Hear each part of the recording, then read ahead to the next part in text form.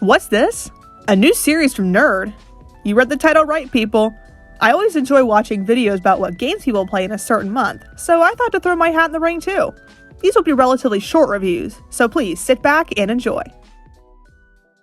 I started off the month of May finishing up Another Crab's Treasure, which I had started back in late April. While I'm glad I completed the game, I really don't have high praise for it. After finishing Armored Core 6 right before starting this game, I thought I would enjoy the Souls-like genre, since AC6 was my first ever Souls-like. But wow, I really just did not have fun with Another Crab's Treasure.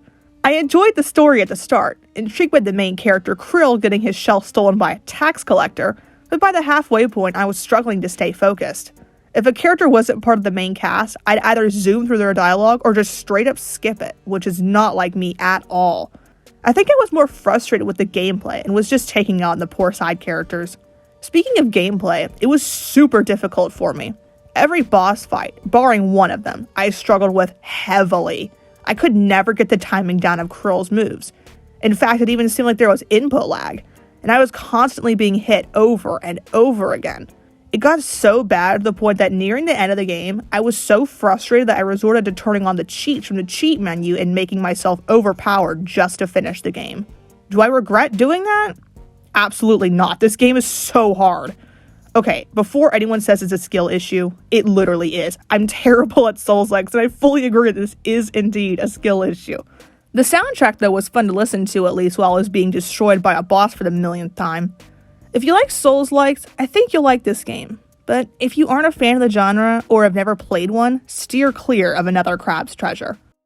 After finishing up Another Crab's Treasure, I started Trails of Cold Steel 1 the same day. Now, this is not my first rodeo with the Trails series.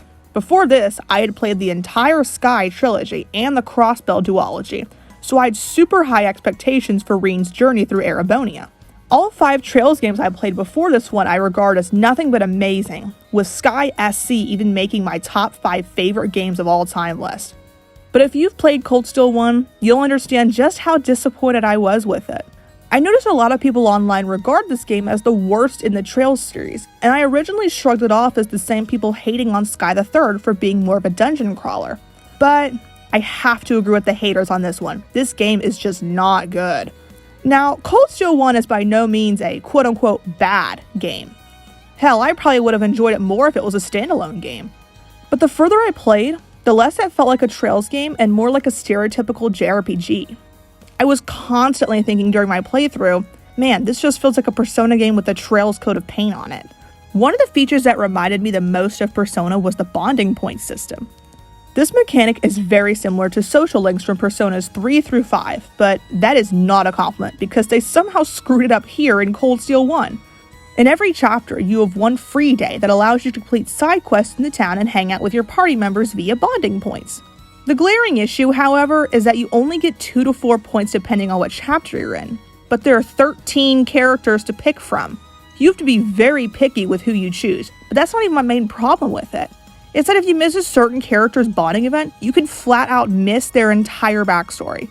Elisa is a great example of this issue. In the main story, when Elisa first joins your party for a field study, it's assumed that you already know her backstory, but you won't know it unless you do her time-sensitive bonding event. I missed out on this in my first playthrough, and it really made me frustrated. I've always applauded Trails for being able to weave character lore with the main story, but it just seems like Cold Steel 1 forgot. I regard Agat Krosner from the Trails in the Sky trilogy as my favorite Trails character and one of my favorite characters ever in general because of how his backstory and character development were interwoven into the main story. So to have that as a baseline for how characters are written in the series, but then turning around and making crucial pieces of backstory missable was just really upsetting to me. But bonding events weren't the only disappointing thing to me. The story itself was relatively boring and really predictable. I swear every chapter except the final one went exactly the same way. Do side quests and bonding events, explore the old schoolhouse, do a practical exam, go to the field study, then shit hits the fan the last day of said field study. It repeats this pattern over and over again to the point that I vividly remember the characters in-game mentioning how this pattern always happens. It was such a slog that I just couldn't wait to be done with this game. The gameplay was your stereotypical Trails combat, so I can't complain there. Well, they did dumb down the orbit mechanic and I hated that, but that's a story for a different day. However, I will give this game a compliment finally and say that the music was awesome. I really like this game's soundtrack, and while it's not my favorite to come from a Trails game, I still really enjoyed it nonetheless. After hearing all these complaints, you'll probably be shocked to hear that this is not a bad game overall. In fact, like I mentioned earlier, if it was a standalone game, I think I would have enjoyed it way more than I actually did. But because I'm directly comparing it to other Trails games, it's just not as good when put up against juggernauts like Sky SC and Azure. Falcom did everything right with the first 2 arcs, so to see this downgrade just made me upset and kind of salty about it. I hope you can see where I'm coming from, and if not, well, that would be awkward. Just a few hours after finishing Cold Steel 1, I got right into Cold Steel 2. And while I haven't finished it, I've gotten pretty far, just finishing up Act 2 Part 3. While I can't directly compare it to Cold Steel 1 since I haven't finished it, I will say that I'm enjoying my time with it way more than the first game. The story is very captivating, and the new mecha fights are fun and offer a unique approach to gameplay. However, the stupid bonding points are back, but they seem more fleshed out and more interesting compared to the former system. I still don't like it in general, but it seems like I have to get used to it. While this game still kind of feels like a Persona game with the Trails coat of paint on it, it's starting to find its own footing. I think I'll have more to say next time, but as of right now I'm having so much fun playing Cold Steel 2, and I'm excited to see what happens next. Now, Kirby's Return to Dreamland has always held a special place in my heart. It was one of my very first Wii games, and my first ever Kirby game. If you know me at all, you know how obsessed I am with the pink puffball. I mean, look at these photos of my plushie collection. So when Nintendo announced a remaster for Return to Dreamland, I was so excited. I received it as a gift for my birthday in 2023, and then it just sat on my shelf for months.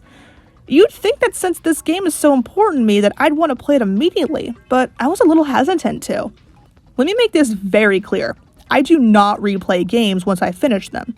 There are some rare exceptions to this, but I've noticed that second playthroughs kind of kill the game for me. I don't find as much enjoyment playing a game for a second time, and 9 times out of 10 my overall love for that game diminishes. So now you see why I was hesitant to play Return to Dreamland Deluxe. Well, come May of 2024 and I'm laying in bed sick with nothing to do, I thought, well, I have nothing better to do. So I turned on Deluxe and got started. And I can say that while I had a good time, it's not as good as I remember it being, which is super disappointing. The story didn't bother me as I knew exactly what I was getting into with Mangalore, so let's just jump to gameplay. As a kid, I loved playing the game and I would replay levels over and over again, exploring every nook and cranny imaginable. In fact, there were some instances where I would leave Kirby standing still just to see his idle animations, or I'd watch Kirby and friends floating in their little inner tubes and I would die laughing. But now that I'm an adult and don't play the same 3 games over and over again, my opinions have changed pretty dramatically, especially in regards to Dreamland. I hate to say this, but while I had a fun time playing, I would not consider it a favorite game of mine anymore. The past few years I've been trying to play so many different genres, and one in particular I've noticed I'm not a fan of: 2D side-scrollers. What's Kirby's Return to Dreamland Deluxe? A 2D side-scroller. I don't know why I'm not a fan of these kinds of games, but that aspect alone made me not like the game as much as I did when I was a kid. Besides that, I found the gameplay to be kind of too easy. I rarely say this ever. In fact, I mostly yap about games being too hard, so it sounds weird coming out of my mouth, but it's true. Every level was a cakewalk for me, and I rarely lost any of Kirby's lives. The enemies, while having fun designs, were way too easy to defeat, and the mini-bosses were the same way. The copy abilities that came from defeating all the bad guys were fun to use, however, and I really got to experiment with them. I had no idea how complex they were, because do you really think I could have figured out combos when I played the original Return to Dreamland?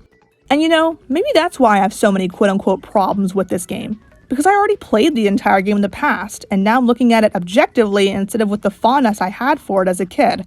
There's more I want to say about Dreamland Deluxe, but I'll stop here. I think if I talk about this game anymore, I'll just get more sad, realizing that I don't have the same love for the Kirby entries I did all those years ago. I came into this game with kind of low expectations, as I've never really played gacha games before. I tried out Genshin Impact and Honkai Star Rail, but I just was never having fun. For about a year, I was off and on with Pokemon Masters EX, but as of me writing this, I haven't picked it back up in well over 2 years. So with very minimal experience under my belt with gacha games, you can see how I wasn't all too interested. In fact, had it not been for a couple online friends playing the game and encouraging me to play, I probably would have never started playing Northern War. But I can happily say that I'm liking my time with it. I understand that I'm the minority of people who think highly of this game, as Northern War has a 0.8 out of 5 stars on Backloggd, and I honestly don't get why. Now, the only caveat I have to give here is that I'm skipping the story completely. I honestly just don't care, and I came into this game wanting to collect my favorite characters, not to have a visual novel, so my opinion may differ from others based on that. But speaking of collecting characters, I can't put the game down because of it. I keep playing and playing to get enough gems/tickets to have the chance of pulling one of my favorite characters from the Trail series. Now don't worry, I haven't and won't ever spend money on this game. I'm playing completely for free. But my friends and I believe that the Northern War gods have given me so much luck because on my first day alone, I was able to pull not 1, not 2, but 4 rare characters. And what's insane is that those 4 characters are some of my favorite Trails characters, those being Agat, Joshua, Kevin, and Reese. If you aren't aware, the drop rate for a rare character in Northern War is 0.4%. 0.4%! And I pulled 4 of them. Ever since that day, I've been getting about 1 rare character a day, and I'm super happy. One of my main gripes with Genshin and Honkai is that I always felt overwhelmed trying to get enough stuff to do a pull, but here in Northern War, it's pretty easy to get enough gems to do 1 pull of 10 a day. There are so many activities to do, such as clearing dungeons, doing story missions, and battling other players in the arena. Every day I get on, I'm spending well over an hour doing everything, and I'm not getting bored. There are some points where my party has gotten stuck on a level and I've been unable to progress, but because getting resources to level up your characters is extremely easy, it's a rare occurrence. Every 15 minutes, the Trails mascot named Mishi will give you free goodies, which always contain the materials to make your character stronger. However, I can't not talk about the translation. I know a lot of people are mad about it, but I find it so funny. The characters having the wrong titles, the dialogue, the announcements, everything is messed up. They've been actively fixing these issues, however, and I never really minded said issues in the first place. So after all this rambling I've been doing about a silly little mobile game, if you aren't convinced to play it, then, well, I don't know what else to tell you. Well, that was every game I played in May 2024. I hope to continue this series into June and beyond, so let's see if I do it. I had a lot of fun making this, and I hope you guys had just as much fun watching. As always, be sure to like the video, subscribe to my channel, and turn those post notifications on, and comment what games you played in May of 2024. With that, I'll see y'all in the next video. Bye!